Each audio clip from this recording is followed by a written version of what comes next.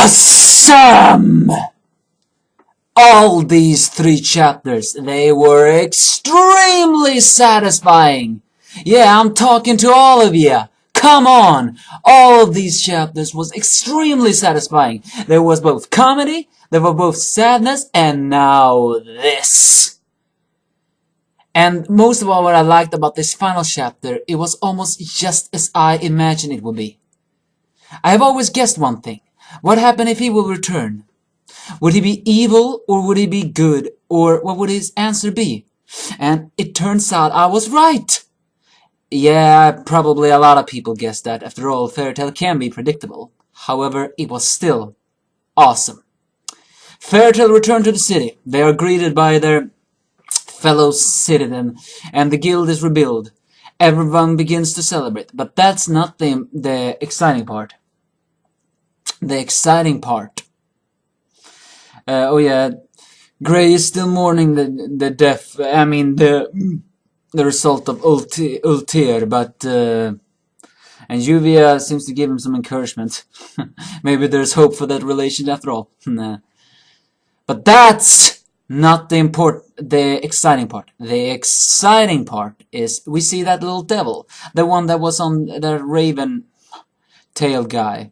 He creeps up and he gets near a person. It's Seraph! After so long, finally it's Seraph. But wait a moment. That black devil thing belonged to Seraph? Then that shiny, skinny man that had that devil, was that just a doll manipulated by Seraph? Was that black little thing Seraph's will or whatever? Either way, he sits there, and the spirit of Mavis confronts him. They can both apparently not hear each other, but they still talk to each other. And Seraph after mentions that he has lived for a very long life, and but as much as and watched many eras. However, as much as she and that he has always looked for a place to die. But as much as he watched the eras, the evil still exists in the world, and he's sick of it. And he says people do not really appreciate life. That's actually true. No one really does. But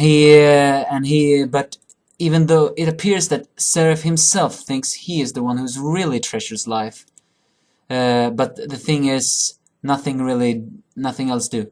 He then comes to a conclusion. And this is the thing I once guessed. If the world keeps rejecting me, then I will deny this world. And that's the thing I always guessed when he said it. But the one he most said was, I cannot allow anyone to be kept alive. I've always wondered, if Seraph can't die, what if he will destroy this world and himself? I once guessed that to a family member of mine. And now I'm beginning to see, and this almost proves my theory correct. Seraph really is gonna destroy this world and himself in one way, because the world keeps rejecting him as much as he tries to live. However, Mavis swears the fairy tale will stop him. A declaration of war happens. The final battle draws near. However, I don't think the next arc will be the last arc. I highly doubt that.